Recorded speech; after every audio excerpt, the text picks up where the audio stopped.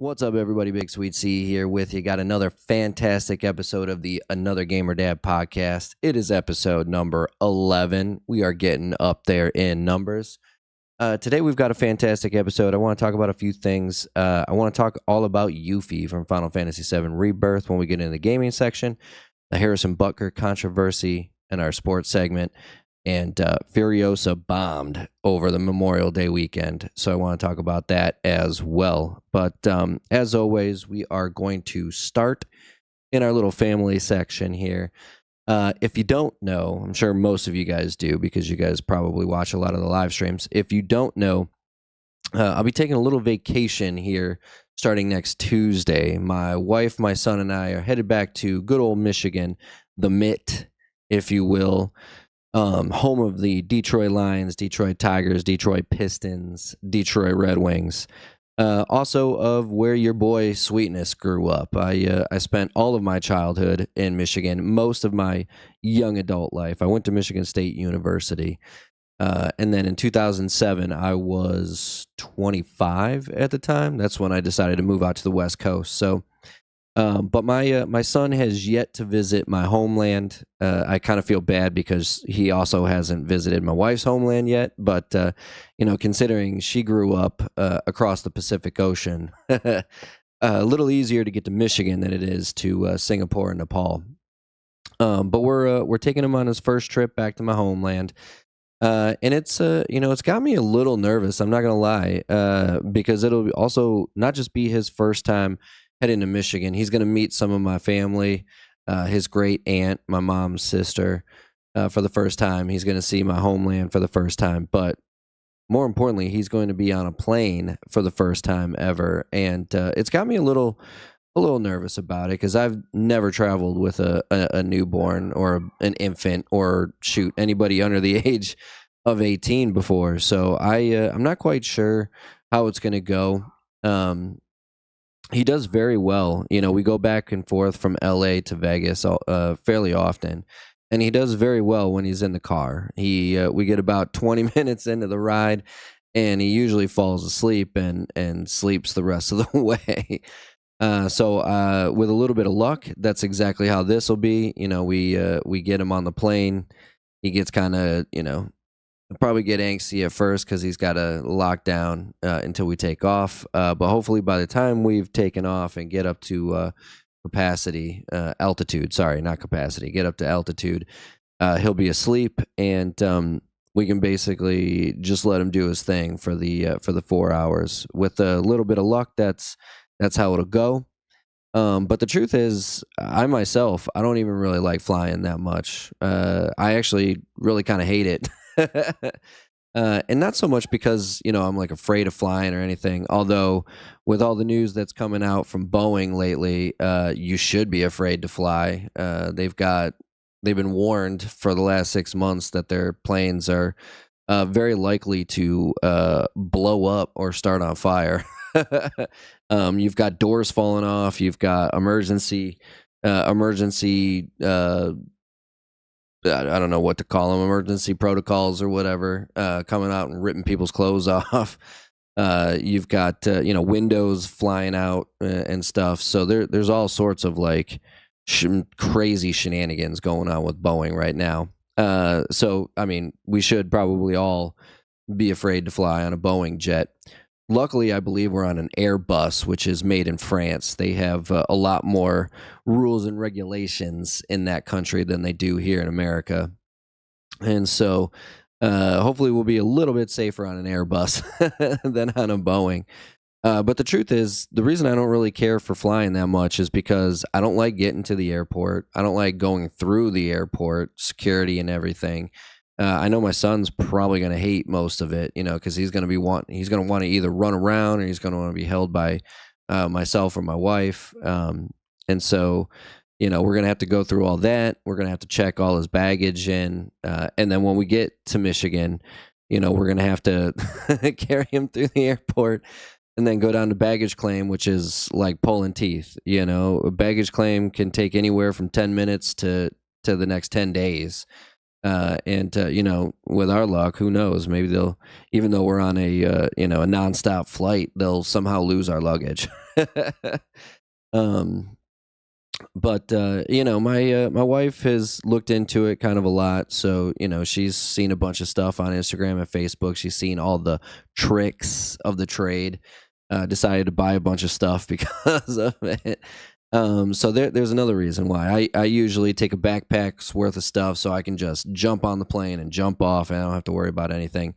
But we're gonna have luggage with us this time. We're gonna have a bunch of stuff to carry on for Christopher, and it's just gonna be kind of nerve wracking. I'm not gonna lie. It's not something that I'm really looking forward to. The trip I think is gonna be great. I think Christopher is gonna have a blast in Michigan. It's gonna be nice because it's June.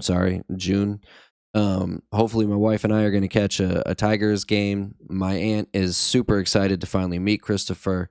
Since my parents passed, and the rest of the family is basically moved out of Michigan. She doesn't really have anybody else, so she's excited to get to meet Christopher finally, and she's looking forward to babysit at least once or twice. So hopefully my wife and I can kind of travel around, and I can show her some of the stuff that I grew up doing. I would like to, for the future podcast, I would like to get some video of the high school that I used to go to, football field I used to play on, some of the parks I used to hang around at, and play baseball and soccer and whatnot. I'd like to, my wife has never seen any of that stuff. I'd like to, we'd like to go out disc golfing. That is something that we've done several times. We've been to a few different courses. At least I have. I come to think of it, she might have only been to the one. So that'll be fun. And then, like I said, my wife and I want to go to a Tigers game. So having my aunt there to watch Christopher will be great. It'll be really nice to hang out with my brother as well, if he ever takes any time off of work. The dude's hilarious. Like I love him, but it's like we tell him, hey, we're thinking about coming out to Michigan. When's a good time for you to take some time off? And he gives us, he's like, hey, these months are good. And then we tell him that we're coming, and he's like, well, I'll see if I can get it off. Maybe not. I'll probably have to work. When he comes out to visit, like he comes out for the weekend we go to California Extreme every year. He takes off, just the Friday and the Monday. And so he comes for the weekend and he never gets to stay and visit or anything. So he's he's an interesting guy. But again, I'm looking forward to the actual vacation, but I am not really looking forward to the travel that much. I'm actually kind of nervous about it. But again, my son seems to be fairly good every time we take him out. He's great when we're driving. The few times we've taken him to a restaurant, he's actually been very patient, very quiet.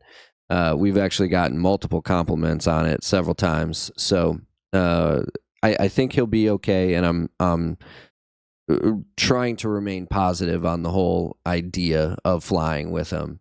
But again, like the truth is, I just I don't really like flying myself, so I wouldn't blame him if he didn't like flying either. It's just not something that I look forward to doing anymore. Crazy, little bullshit thing. If I was coming from Mexico to the United States, I could just come in undocumented, and they would fly me in for free, and then they would send me to whatever city I want to go to for free, and then they would give me a prepaid debit card and some health insurance. But if I want to fly from Vegas to Michigan, I got to take my shoes off. I got to go through the X-ray detector. I got to do all this other fucking bullshit. So we really treat our citizens with nothing but respect. But we'll see. We'll see. Like I said, I'm gonna try to remain positive, even though I'm not really looking forward to it.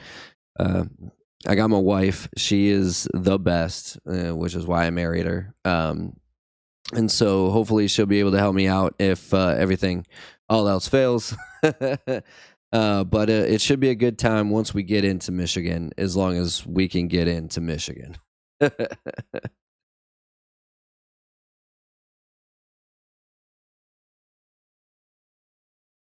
Commercial break number 1. And get your boy a sponsorship for coffee.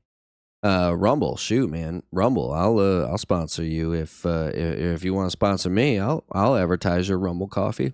I hear it's great. I've only ever seen one person talk about it, so I don't really know. I've never had it myself, but according to Russell Brand, it's fantastic. I'll give it a try.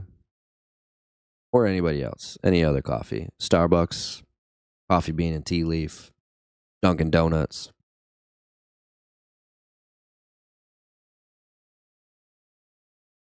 You kind of can see my my hair kind of popping up in the back. It's okay. It's okay. It is what it is. All right, moving on. We are talking about our gaming segment, and I know we took a break last podcast. I talked about the greatness of great games and how exciting it has been to get back into Fallout 4. But like I was saying before, there are a few more things that I want to talk about with Final Fantasy VII Rebirth. And now I was going to talk about this last week, but again, the outburst of love I've seen for Fallout 4 kind of forced my hand a little bit to talk about that. But I really wanted to talk about a specific character in Final Fantasy VII Rebirth that I think has really, really shined a lot. And, you get a little bit of glance of her from Remake. She's in the DLC. It's Yuffie Kisagara, I believe is her last name, who is an absolute marvel of a character coming into kind of her own thing. First of all, the voiceover actress, Susie Young, I believe is her name. She does a fantastic job. She has to be serious and silly. She sings and does all this different stuff. So many, many kudos to her because she's been absolutely brilliant as the voice of Yuffie. But Yuffie as a character, in the original OG Final Fantasy VII, it doesn't really have much. You just you accidentally run into her, and then she's kind of this like weird kind of character where she's like, I want to join you, but I don't want to join you. Do you want me to join you? Of course you want me to join you, but you don't want me to join you. Oh, you want me to join you? I'm not going to join you.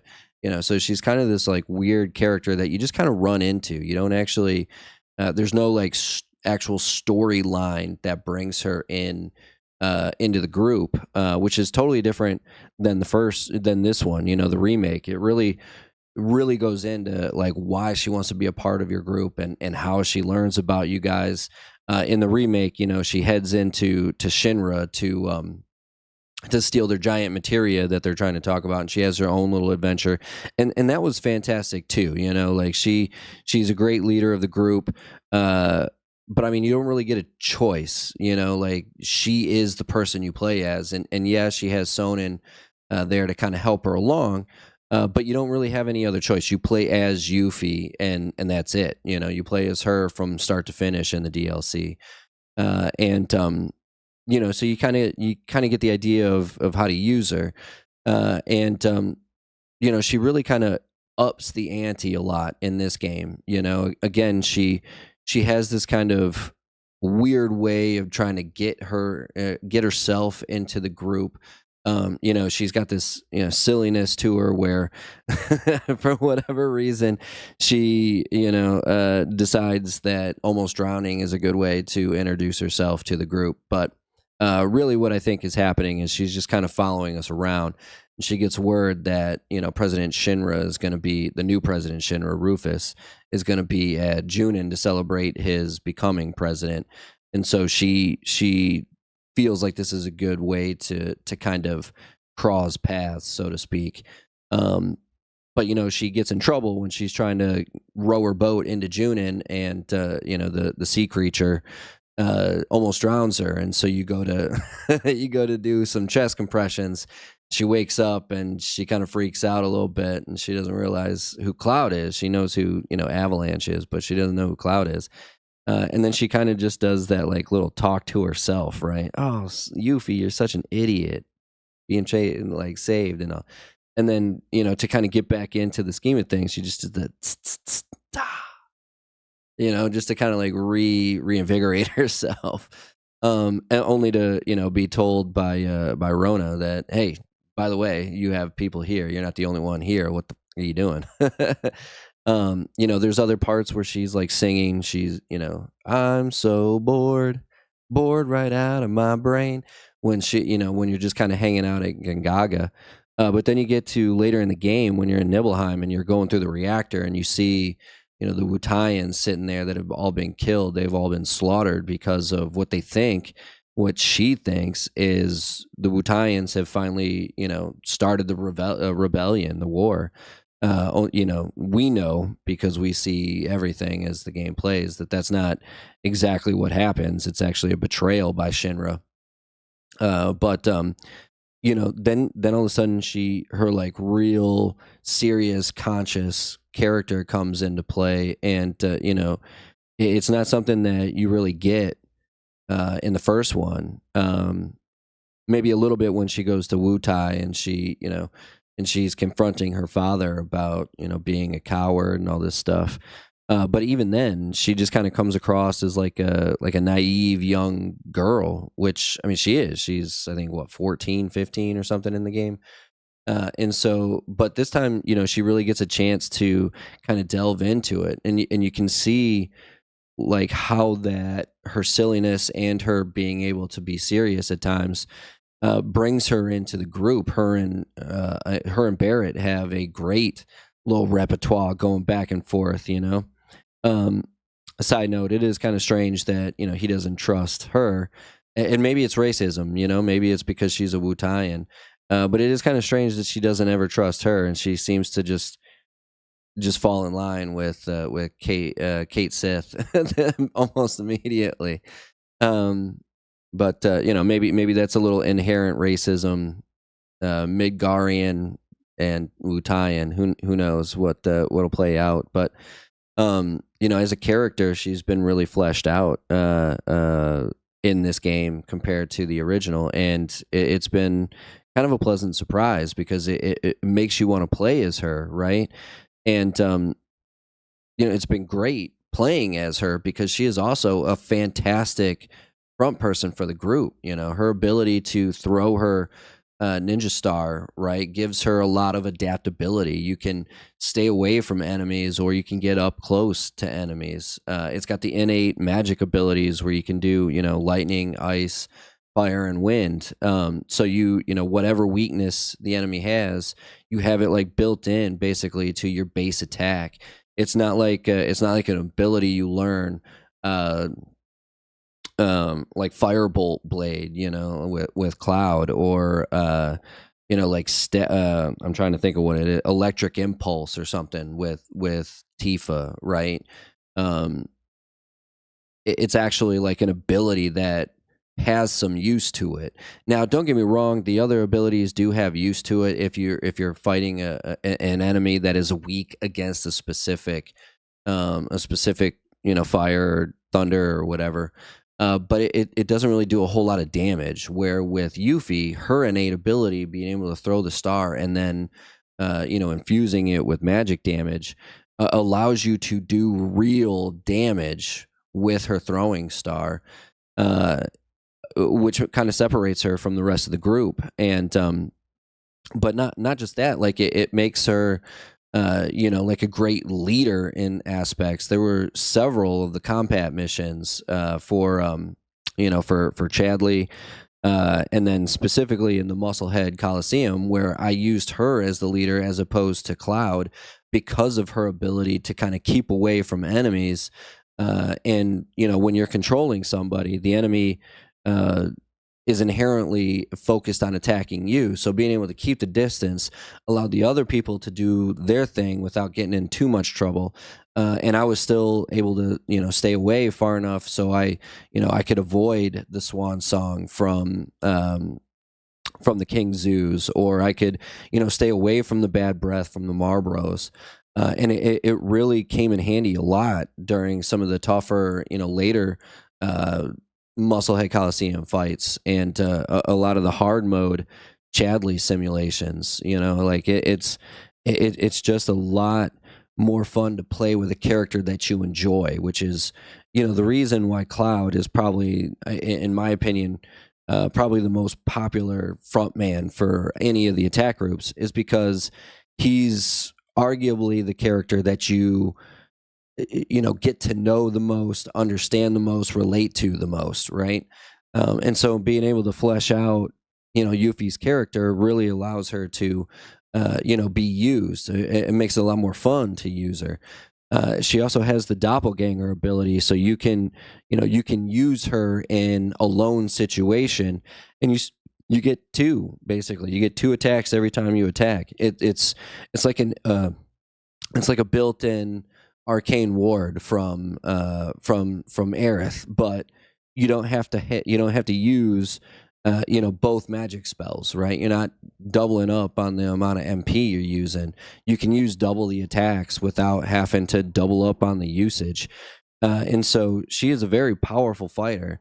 In my opinion, probably the second most powerful fighter in the group behind Cloud.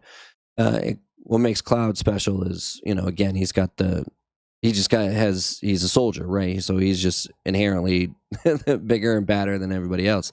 Tifa has a lot to say in certain situations. Aerith and Barrett have their kind of say as well in certain situations. But in my opinion, I think it boils down to the two best leaders are Cloud and Yuffie. And so, it makes me excited to see what happens when we do eventually make it to Wu Tai. I thought maybe we would see that in this game, considering the way that it played out. But I guess in the OG Final Fantasy, you don't really ever get a reason to go to Wu Tai, right? It's just kind of like a sort of a side adventure. So it kind of makes sense if they're going to try and put it into the actual story why you go to Wu Tai. Maybe they would do it after after the Temple of the Ancients. It really makes me excited to see how she grows as a character, how she, when we do get into Wu Tai, how she reacts to her father in the same way.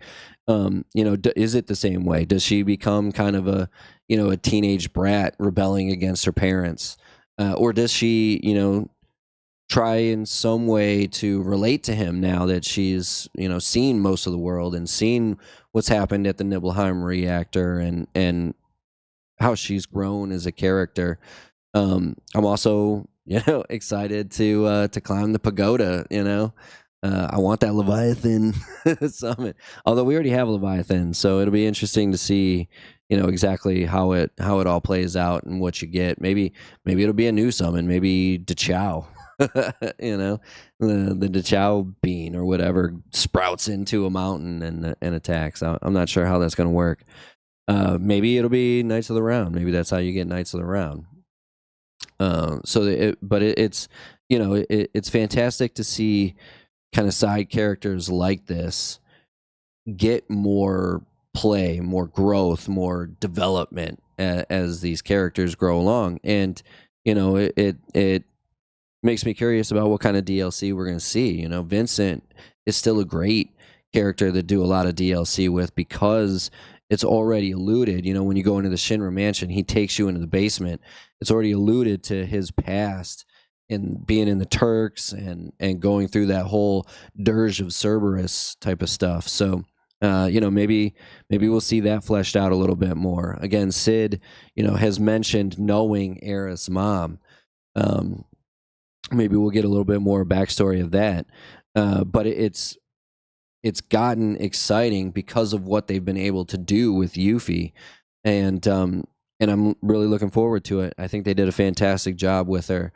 I hope they keep giving all of the characters their kind of special treatment like this.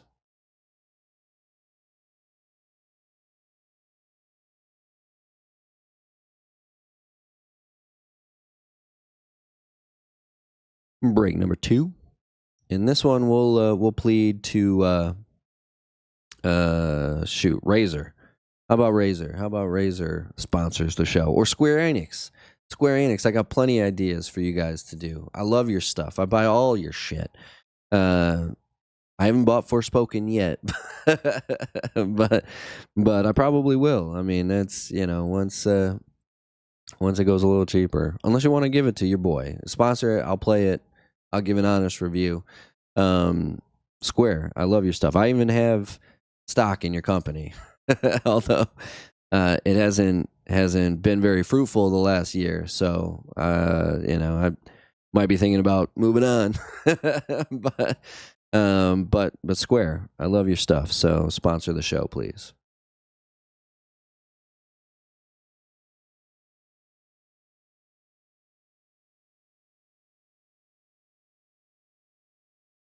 All right. So moving on into our sports segment.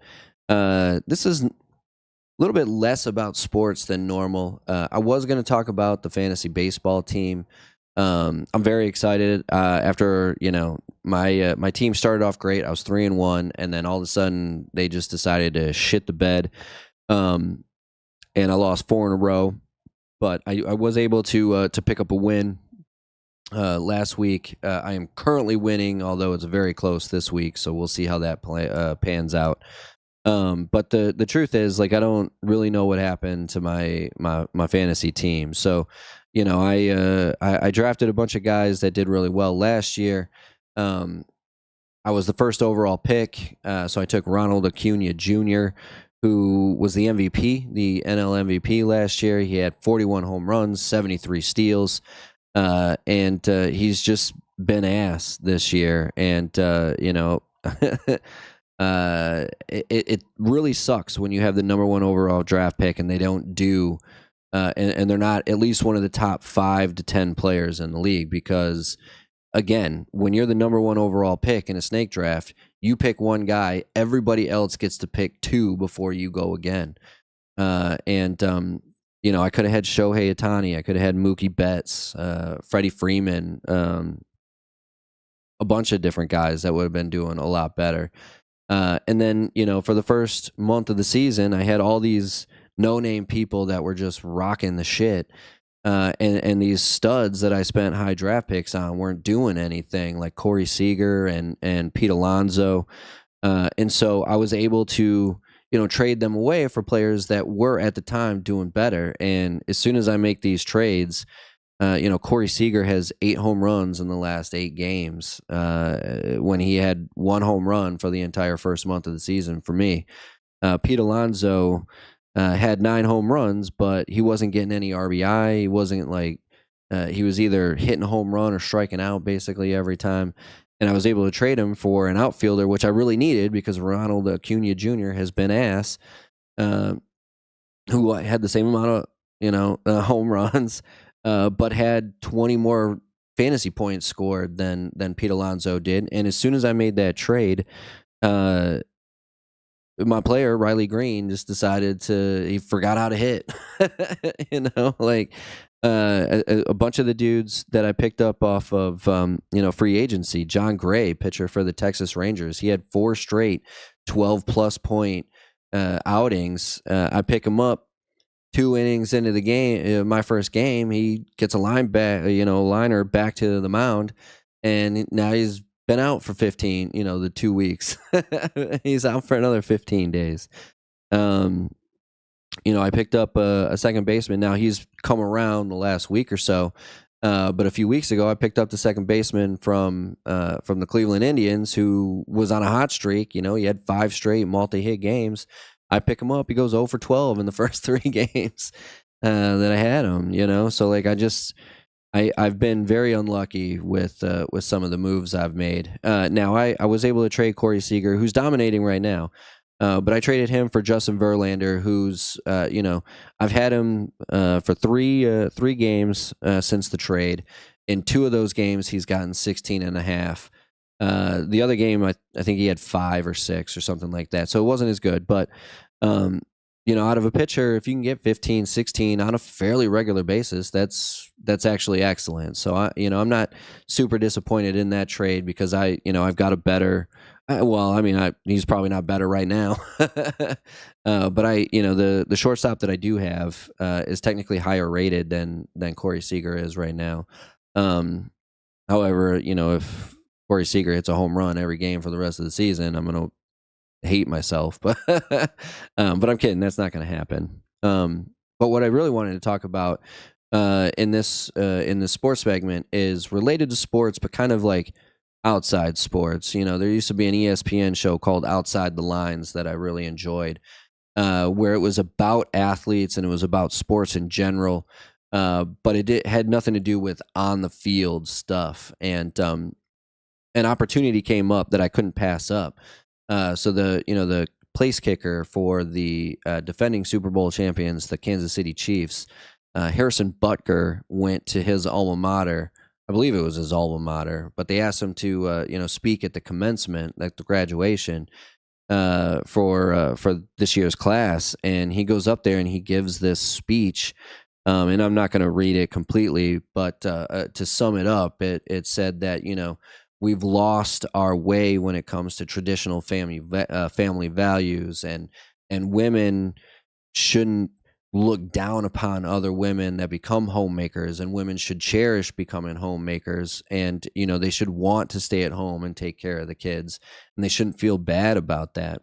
Well, he got a ton of backlash about that from the liberal media and feminists and all these other crazy kook people, and they are crazy kook people, because he's 100% right, and I totally agree with Harrison Butker about how we don't take traditional family values seriously anymore. And now I'm not coming at you from like a conservative or a liberal. I'm coming at you from a new father myself, and a kid who's grown up in an era where both parents were basically forced to work because the cost of living versus the wage increase has not been fair and equal. And so, both my parents had to work. But before Christopher was born, before my son was born, my wife and I, we sat down and we decided this is going to be the roles. I'm going to provide the income. She's going to stay at home and take care of Christopher and then any other children that we have. And we did that specifically because we want one of us there all the time. And again, I realize that not all families can do this, Fortunately, I've been, lucky enough to have that kind of dynamic. But it hasn't been easy. I haven't. Now, again, luckily I pay a bunch of people to do really well in stock.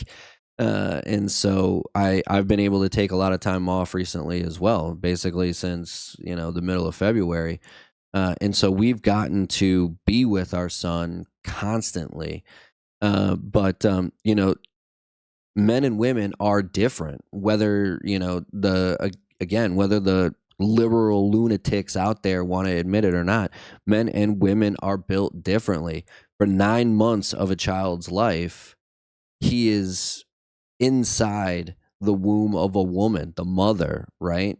And so when that baby gets born, they are inherently identifying the mom as part of them. They don't know, they don't understand that they're two separate individuals quite yet. They still believe that mom is part of them, is part of their identity.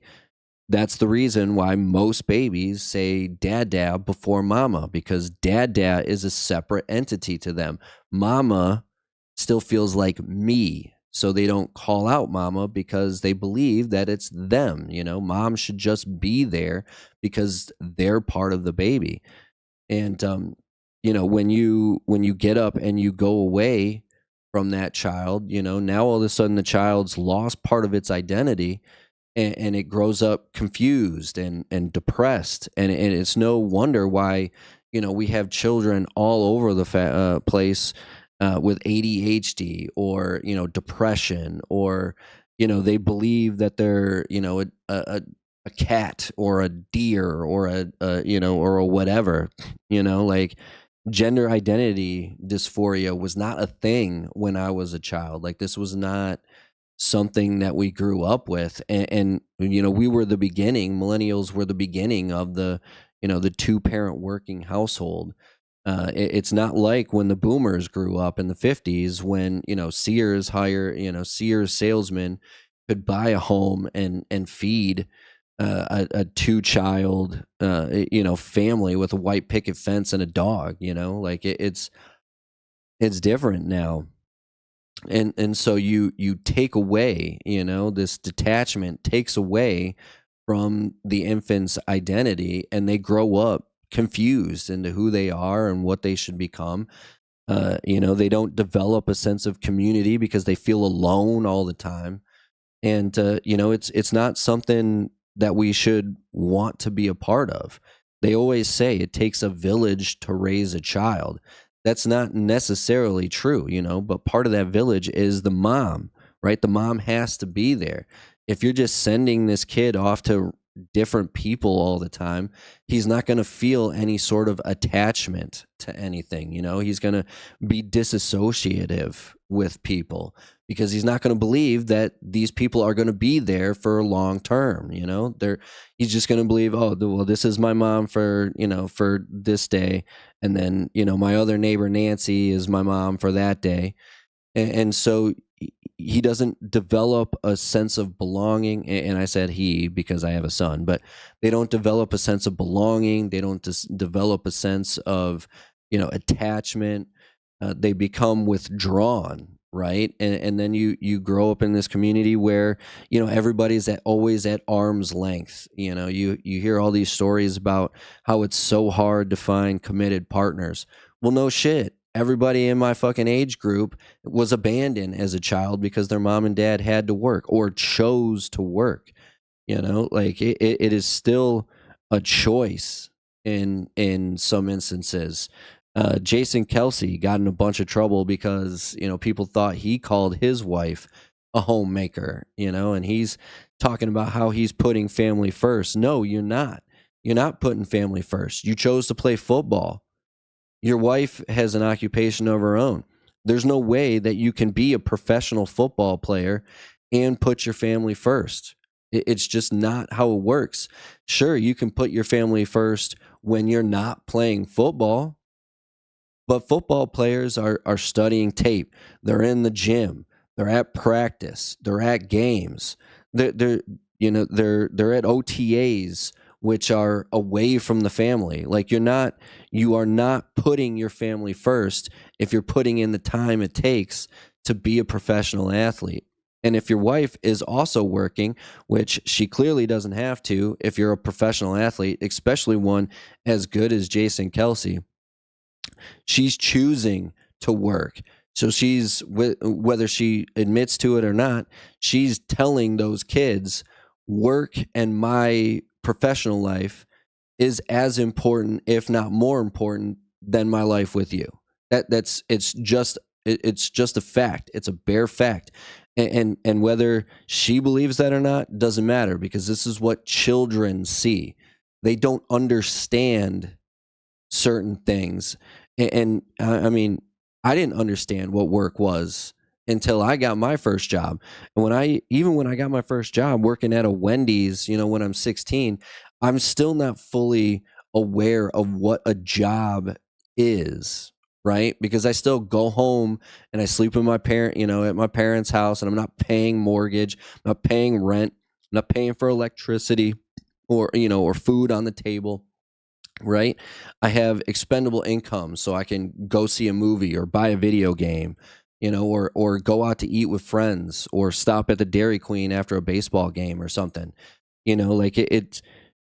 Children do not understand what a job entails and how it affects their everyday life or how it affects the future of their everyday lives. They just know, okay, well, today mommy is deciding that's what she's going to do, and I'm just going to have to do something on my own, and I hate to be the bearer of bad news, but this is basic psychology. Anybody who's taken a Psych 101 class understands these concepts. They're very simple to understand. The complexity of psychology becomes in the aftermath of what happens in these simple moments. And so, for people to go off and get offended by this, you're offended because you are wrong. You are offended because somebody else's idea hurts the fact that you opted to be this person instead of another person. There's no reason for you to be offended at somebody's own opinion if you actively, honestly wanted to choose this life, right? Jillian Andrews made a great comment. You know, she's like, I wouldn't, I loved my career with ESPN, but when I became a mother, that was it. Motherhood was my job going forward, and that is how I chose to live. I discontinued my career at ESPN because I chose a different path. And that's what Harrison Butker is saying. He's saying you need to make a choice. You know, it's family or work. There's certain circumstances, and I understand wages and cost of living differences back from when it was 50 years ago, but you're making a choice. If you're struggling to pay rent, if you both have to work to afford to live, maybe having a child wasn't the right thing to do. Now, as a society, as as we move forward as a society, do I believe that the government should help foot the bill much longer than they do? Absolutely. What, 6 months of maternity leave? That's only if your job allows it. That's the most absurd thing that I've ever heard in my life. For the first 2 months, you know what our child did? Eat, drink milk, and sleep. Drink milk and sleep. We woke him up every 2 hours because he slept all day long for weeks on end. We woke him up to have milk. Like for the first third of the 6 months that you have off, you're not really doing any bonding because the poor child doesn't really know that he's alive. you know and then as they start to grow up and move around and experiment with stuff, put things in their mouth, and they start grabbing at things and they start putting their fingers in holes and stuff. Now you're at work and you're letting, if you're lucky, some family member watch over them, most likely some caretaker. You're basically telling them when they're at their most adventurous that, hey, have at it, Hoss. Good luck. I've got other important things to do. Like, is there a way that we can make this better as a society as whole? Absolutely. But to get upset at somebody saying, hey, you shouldn't be mad, you shouldn't be upset, you shouldn't feel less than if you decide that being a mom is more important to you than going to work every day. You shouldn't be upset at that, other than the fact that somebody is basically telling you that you're brainwashed. And you actually believe that, yeah, I got duped into thinking that I had to spend all my 20s and 30s being this professional trying to make as much money as possible, because it's a male dominated world, and kids we can put off until whenever, because you can't. And it's sad that a YouTuber here has to tell you that you shouldn't be offended by somebody what they feel traditional family values are. But again, we've been, and we'll talk about this a little bit more in the cinema segment coming up, but we've been, brainwashed into believing that everything liberals say is correct, everything conservatives say is racist and misogynist and white supremacist. And that's just not the case. That's why everybody hates each other. That's why, I don't know my neighbor who I literally share a fucking, a brick wall with. like we've put ourselves in this little box of whatever I do is right and whatever you do is wrong, so much so that we just plain and simple hate each other for no reason other than we're told to hate each other. And that's exactly what this is. Because if you, honest to God, made an honest decision with yourself that this is what you want, you would never be offended by somebody saying, hey, I believe something different. It is just a fact.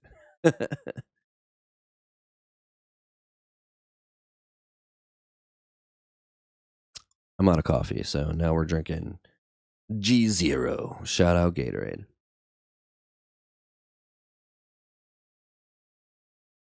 But again, for my third El Commercial, give me some time. Definitely by the time I get back from Michigan, definitely by the time I get back from Michigan, we're gonna have the merchandise up and running. I've got a couple ideas. We're gonna get a new BigSweetC shirt. We're gonna keep the one with the helmet, the Spartan logo. It's gonna be the new vintage tee. But I've got a new, BigSweetC shirt idea. We're gonna get another Gamer Dad podcast shirt. They're gonna be shirts. They're gonna be hoodies. Hopefully some hats. Maybe some shorts but definitely a coffee mug. At the very least, we're gonna have coffee mug. Hopefully, maybe we can get like a water bottle or something. So a couple of little things that you guys can have: shirts, hoodies, and you guys have been asking me for a hat, so hopefully we can get a hat as well. But definitely by the time I get back from Michigan, those will be up and ready to go.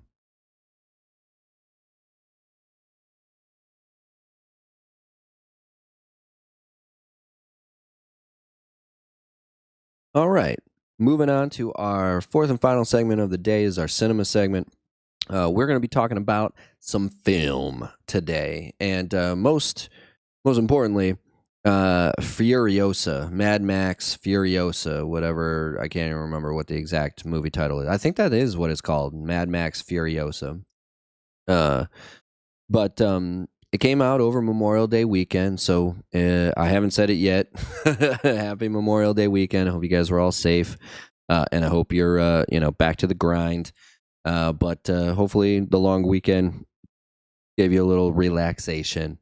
But Furiosa came out over the weekend, and it barely beat out Garfield. Bombed at the box office. Only made 31 million. Cost 168 million, I think, to make. So huge flop, and the worst Memorial Day opening weekend of all time. And it's not surprising to me. It's a Mad Max movie without Mad Max, and this goes back to what we were just talking about, this elitist Hollywood bullshit ideology, where everything has to be of equal terms. You have a Mad Max movie without Mad Max.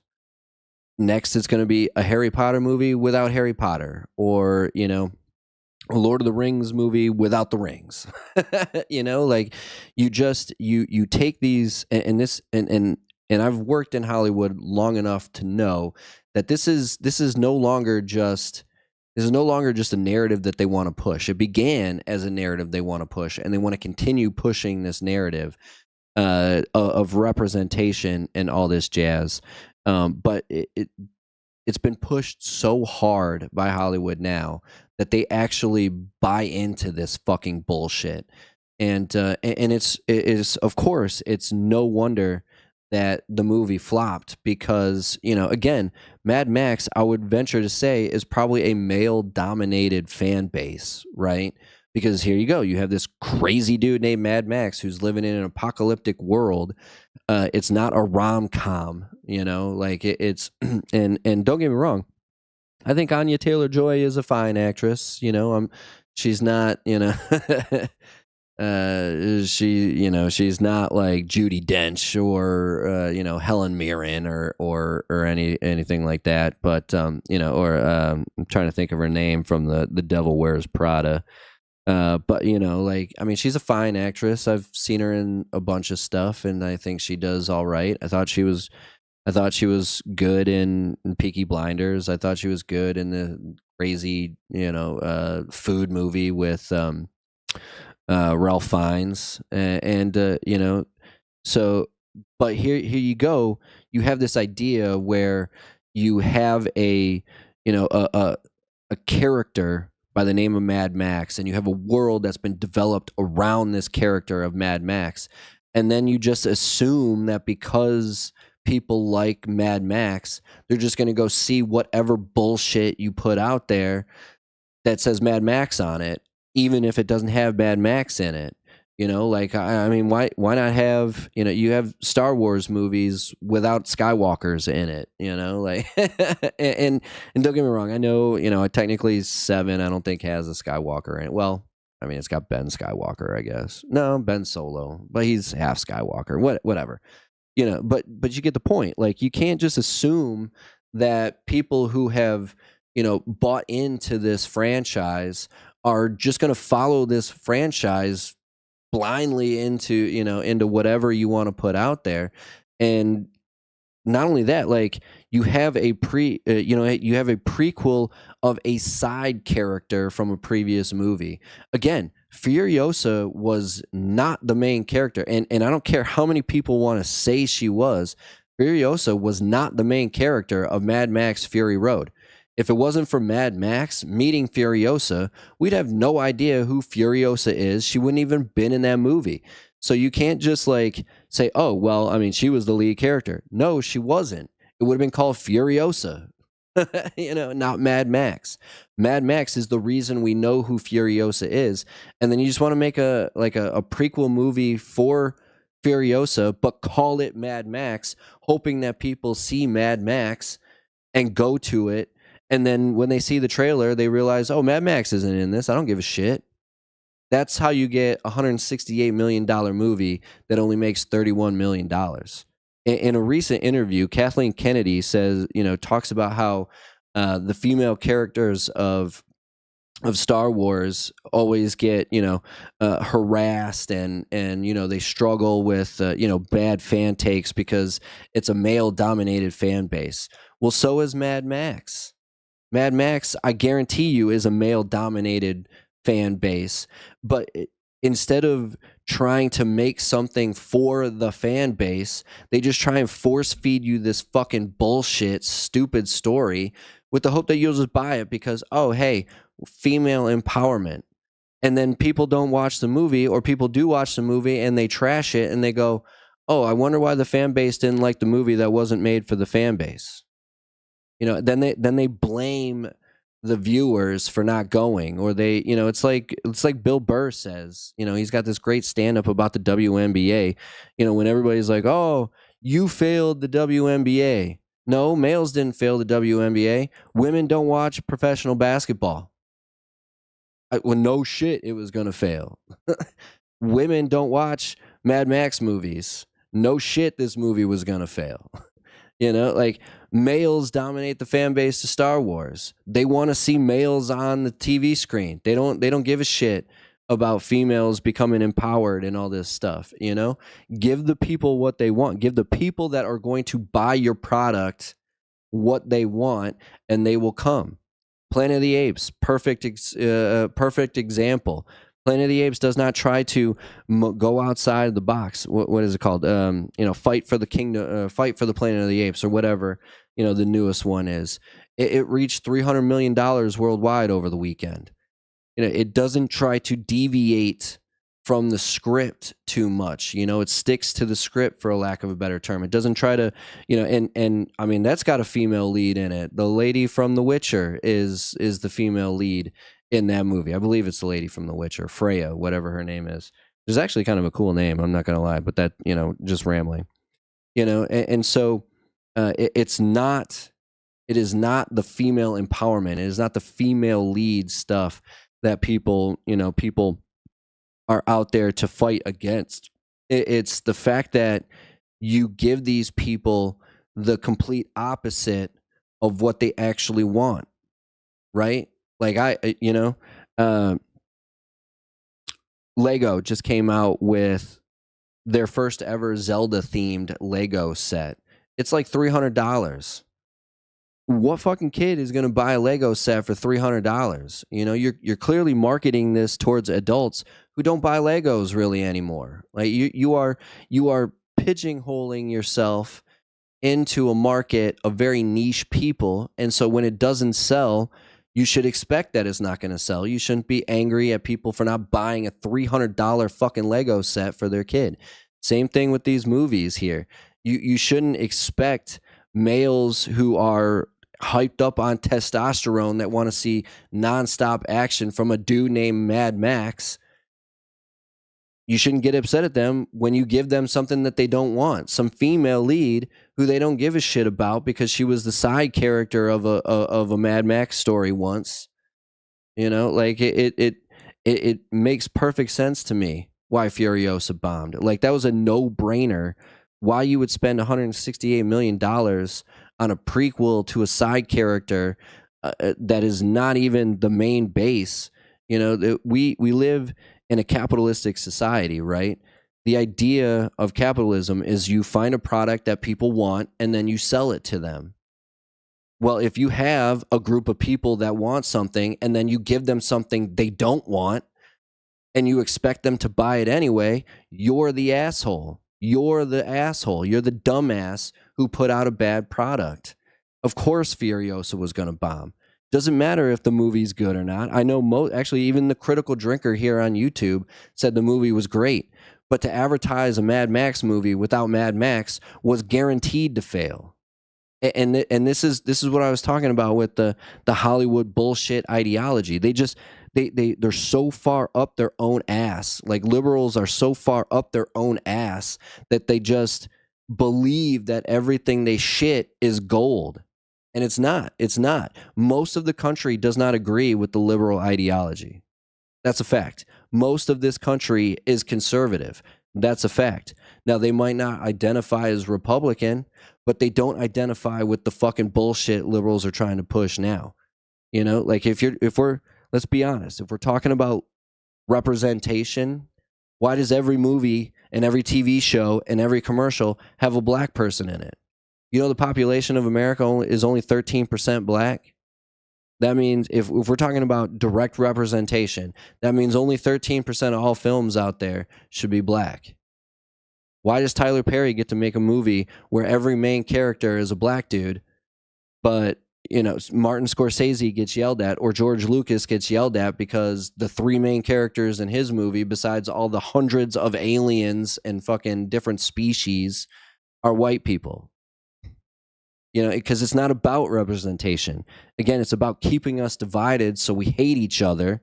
That way we can get screwed over on a daily basis by the elitists, the establishment.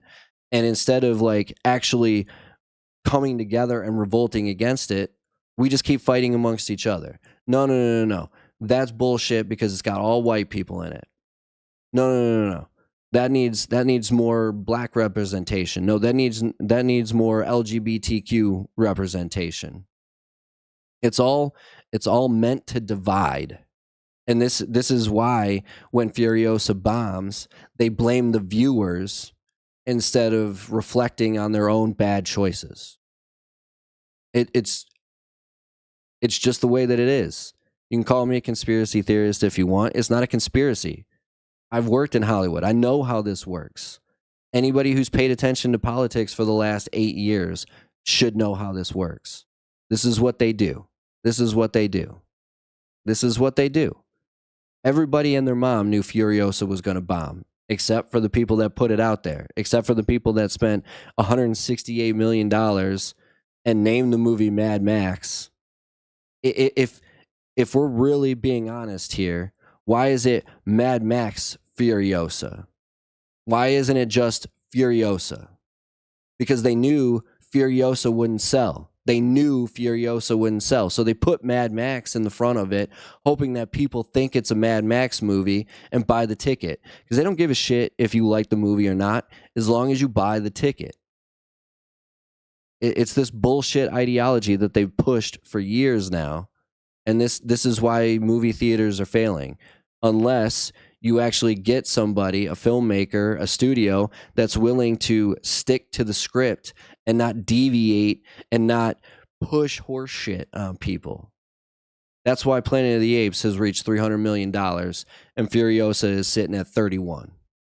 Period. And I'm very happy that it's failed too, because it reminds me, a couple of weeks ago, I was talking about how we can't settle for this bullshit anymore. And finally, people are it looks like people are actually starting to see the light. We're starting to say, hey, you know what? I'll watch the free garbage on Netflix because I pay for Netflix. I can watch it at home. I don't have to pay $30 for a movie ticket and then $100 for popcorn and a fucking drink. But I'm not spending $100, $200 to go to the movie anymore to watch this bullshit. Good for them. Good for them. I'm actually very, very happy that the people have spoken, because it's about time we start standing up and fighting for ourselves again. but that's just what I think. You guys let me know what you think in the comment section below. Please do me that favor. If there's anything that you think I was completely off on today's podcast, hit it up with the, hit up the comment section with whatever you want to talk about. If there's something that you want me to talk about in a future episode, hit me up with that as well. If there's, a take that you want me to, if you want to hear one of my takes on a specific subject, please let me know. I would love the comments. Not that I'm, failing to come up with ideas or anything, but this is for you as well as me just putting it out there. So it helps if I know what you guys want me to talk about.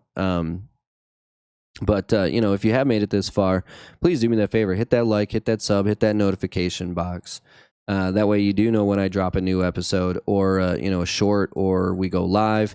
So again, this is Saturday. We will have one more live stream. It's going to be of Fallout 4. But we'll be putting the live streams on pause for a few weeks while my wife and son and I are visiting my family back in Michigan. So I'm gonna miss you guys. I'm gonna miss doing them. I really love doing the live streams and everything. I love you guys coming out and chit-chatting with me when we do the live streams. You guys see, and this is what I'm talking about. Like I want to know what you guys want me to talk about. The whole reason we were going to play Fallout 4 for a few weeks and then move on. But because you guys keep pouring in and watching it, it's convinced me to keep playing it for a while, and then get back into the other Bethesda stuff. So, we played Fallout 3. We're playing Fallout 4. We're probably going to play Fallout 4 for at least a few more weeks. We've still got Nuka World to go through. We haven't even reached the Institute yet in the main story. And then we can get into New Vegas after that. And so that you guys showing up and enjoying the Fallout stuff is why we're going to keep playing it. Now we might dump it down to 1 day a week instead of 2, but so we can play other stuff because I've got a whole backlog of crap we got to get through this year.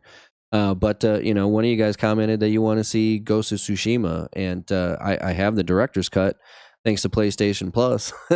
So we'll definitely get into that. Because that's what I want. That's what I want to know. I want to know what you guys want to see. If it's something, if like you're telling me that you want me to play Apex for the rest of my life, then I'm probably going to tell you to, no. But if it's something up our alley, right? We'll definitely get into it. I got no problem trying out new stuff. I love playing new games, especially if it's something that you guys are going to show up to watch. And so. So definitely do me that favor. We'll get back into, we're continuing with the Pixel remasters for Final Fantasy, the original Nintendo era Final Fantasies. Depending on what happens on Thursday and Friday, hopefully we finish 5 before I leave. If not, we'll finish up 5 when we get back. Otherwise, we're gonna jump into 6, and that'll, that's the last Pixel remaster. So. Is generally considered one of the best Final Fantasies of all time, so it should be a good one, and I'm excited to replay it again for the first time in a while. But we're going to jump into, when we get back, we're going to jump into Grounded with Scavenger for our Wednesday multiplayer games, and then again, we'll keep on with the Fallout 4, and then after a few weeks, when we finally do finish up. We'll get into New Vegas and then probably Skyrim after that. So plenty of stuff coming out. If you are on YouTube, do me that favor one more time. Hit that like, hit that sub, hit that notification bell. Drop down in the description box. Hit those links. Become part of the Discord. Become part of the Sweetness family. Follow me over on Instagram and Twitter. Instagram is more of my personal life. Twitter is more of the political outreach. If you're into bitching about the establishment and stuff like that, then that's what Twitter is for. So if you're over on Spotify, hit that follow button, and again, comment what you want to see from me going forward, and if it's in our repertoire, we will get into it. We've got Elden Ring coming up when we get back. The DLC will already be out, so unfortunately we won't be able to hit that day one. But it is what it is. We'll get into Elden Ring when it comes out. we'll start a new character. We'll go through, the main plot points of the base game, and then we'll jump into the DLC. And then, probably Ghost of Tsushima after that. I'm thinking, maybe we'll get into some older Dark Souls stuff at some point. Maybe we'll replay Sekiro or Bloodborne at some point as well. But we've got a bunch of Nintendo games that I've never gotten a chance to play. Tactics Ogre, Bravely Default 2, Octopath Traveler 1 and 2. So we got plenty of like retro style stuff coming out. Maybe that's what maybe we'll move on to Octopath Traveler after we finish up the pixel remasters with 7. With Final Fantasy 6. So, but we've got plenty of stuff coming out.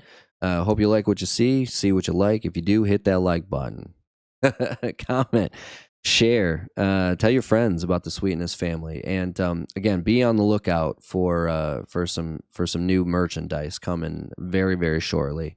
Definitely by the time I get back from Michigan, because I'm gonna have some time on my hands. Hopefully in Michigan to get this stuff done. So, either way, that's gonna do it for this one. BigSweetC, that's me. Wishing YouTube, wishing Spotify, that's you. Wonderful day, night, modify,